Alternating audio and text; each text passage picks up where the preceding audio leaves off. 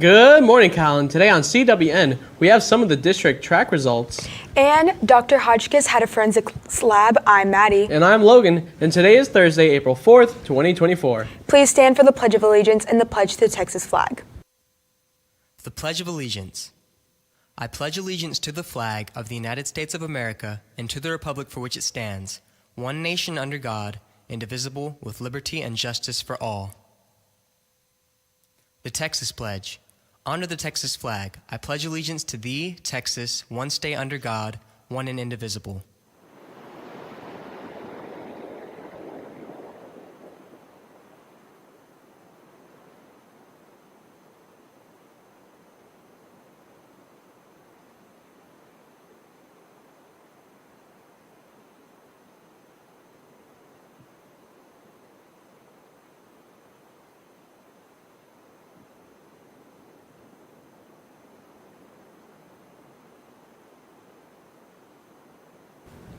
The Calallen BPA will have its monthly meeting this Friday, April 5th at 7:50 a.m. in room 603. The topic is kickoff meeting for the spring BPA fundraiser. A representative from Team Funded will be there to help us get started on fundraising. Please make plans to attend. Dr. Hodgkiss had a shoe print lab in her forensics class. We spoke to her to see how that went. Hey cats, it's Lucian. I'm here with Dr. Hodgkiss. Dr. Hodgkiss, I heard you guys are doing a lab in forensics. Can you tell me more about that? Yes, we are doing a shoe print lab. We're looking at different kinds of evidence.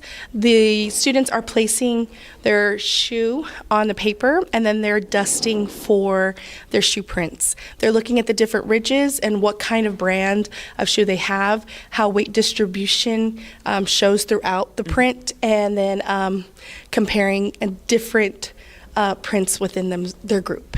That sounds very interesting. Can you tell me what your students are picking up from this lab? They're learning that weight distribution has a lot to do with size of the shoe or size of the suspect, and how people's gait actually contributes to finding the suspect and narrowing down the suspect. That's very interesting. Can you tell me do you think your students are having fun with this lab? Oh yeah, they're having a blast. They love anything with evidence and forensics. That sounds very interesting. Thank you. That's all from us. Back to the studio. Mrs. O's phlebotomy classes were doing blood pricks yesterday. We spoke with two students to see how they did. Hey cats, today I'm here with two phlebotomy students, Arcelia and Alexis. So, can you tell me a little bit what you are doing a phlebotomy right now? Yes, so today is Wednesday, which is draw day, where we have volunteers come in and allow us to stick them. That's really cool. So, Alexis, you got a successful stick. Can you tell me a little about that and how many you have to get? Well, we need to have 25 successful sticks in order to test for certification, and today I had my grandma come in and I went ahead and I stuck her and I ended up getting some blood, so that was a successful stick for me.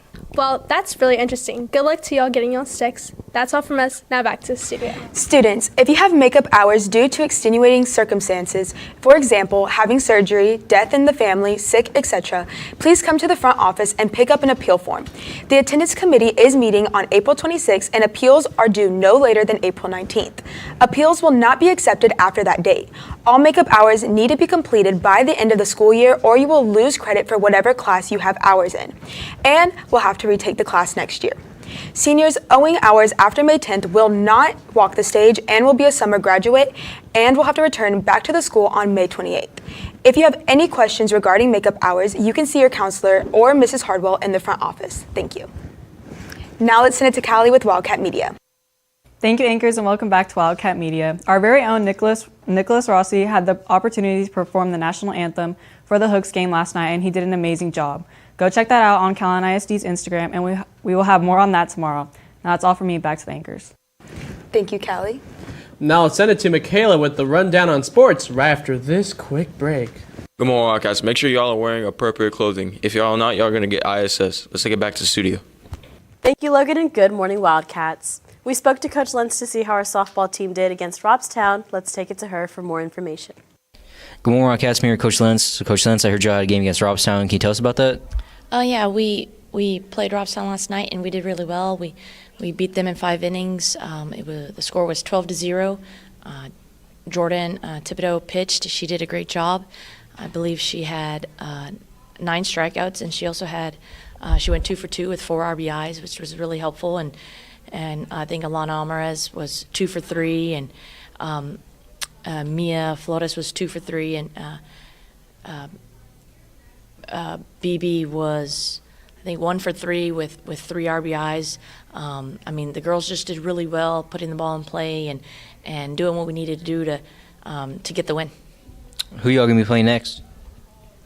We play Alice at home this Friday. JV plays at 5 and varsity plays at 7. It is parent night, so should be nice. How do you think Alice is gonna play, and what are y'all doing to prepare? I think Alice will be tough. They're always tough, and we really can't take anybody for granted. But I will say it's a matter of us coming out and playing our game. If we don't come out, I think we're our own worst enemy, and really, truly, if we just do what we need to do, I think things will go in our favor. Thank you for the interview. Good luck with your game. And with that, back to the studio. And our main focus on sports today is on district track. Prelims and field events were yesterday, and the finals will be today. Several of our athletes qualified for the finals, and we will be participating in that at 4:30 this evening. So we have a lot to cover. Here is Katie Garza with how she did in the 3200. Hey Cats, I'm Em and I'm here with Katie. So Katie, you got second in the 3200 yesterday. Can you tell me more about that, please? Yeah. It's a pretty hard race. It's really fun though too. I got second. I was like in front of that girl the whole time, but towards the end I just couldn't do it. I'm also a little bit sick and congested, so that's not fun either. But it was a good race. I had a good time. I was 5 seconds off my PR, so a flat 12 isn't that bad. So I'm very happy with it actually. Well, that's really good. Congratulations, and back to the studio. Now here is Paige and Catherine on how they did in the 100 and 300 hurdles. It is also in the finals for the hurdles. Good morning, casting your Paige Gabbard. So Paige, I heard you ran the 100 and 300 meter hurdle yesterday. Can you tell me how you did? Yeah, I think I did okay. I advanced to the finals today, and I got 3rd in the 300 and 4th in the 100 hurdles. How did your coach prepare you for the run? We've just been practicing every day after school, and I'm just trying to stay consistent with my form. Good morning, casting your Catherine. So Catherine, I heard you ran the 100 meter hurdle yesterday. Can you tell me how you did? I did pretty good. I got second in my heat and made it to finals for today. How did your coach prepare you for the run? We stretch every day before practice, and he just gives us drills to do. Are you going to be running again today? Yes. Thank you for your interview. With that, back to the studio. Great job to everyone, and we will have more results tomorrow. We also spoke to Lauren Dillon about how she did in the 200-meter run. Let's see what she had to say. I'm here with Lauren Dillon, varsity track runner. So Lauren, you had to track me yesterday. How did that go? It went pretty good, well for the girls. We're standing in first place right now, so. So how do you feel about running today? I'm excited, and I hope that we do good. Okay, thank you. Back to the studio. We also have Zuri Richardson in the finals with her, so make sure to wish them good luck. And that's the latest on Calallen Sports. Back to you, Logan. Thank you, Michaela. Now it's time for your weather report with James right after this quick break. Hey juniors and seniors, prom is coming up, so make sure your dresses are in dress code and your suits are tailored. That's all for me, back to the studio. Thank you, Wildcats. That solar eclipse on Monday is coming up real quick, and we're going to have some more information about that at the end of your forecast here, presented by Baytech Robinson Families. Currently, as of right now, temperatures in the lower 80s at about 82 degrees, mostly sunny, if not completely sunny skies, and winds out of the southwest at 10 miles per hour. Very beautiful conditions. And once again, on our Doppler radar, there's absolutely nothing to talk about. So now we'll move right on into the day ahead. Throughout the rest of the day, temperatures will rise upwards of 90 degrees. They'll be at their peak at around 2 p.m. at about 86 degrees and drop down all the way down into the lower 70s and hit 70 itself by 10 p.m. Those winds will be out of the south again throughout the day, around the southeast by 6 p.m. and into the south-southeast by 10 p.m. And those winds, they will generally speed up throughout the day, but they'll slow down during the night. And looking into our weekend here, interestingly, we have cloudy days every single day here with temperatures in the 80s as well, with 10% chances of rain on Friday and Saturday and 30 on Sunday, with winds out of the southeast both on Friday and Saturday before becoming variable on Sunday. And now back to that solar eclipse safety. There are 4 nevers to do during a solar eclipse. You never look directly at the sun without eye protection. You never point a camera directly at the event without a filter. That will destroy both your eyes and your camera. Never look up at the event and then put on your eclipse glasses. I'm guilty of breaking this one with the annular eclipse we saw back in October. Never assume that cloud cover is enough protection. We might see some clouds on Mondays, but remember, if you can see the sun at all, you best put those glasses on. And the timing for the event, it'll begin at around 12:15 p.m. and end right before 3 with maximum sun coverage around 1:30 p.m.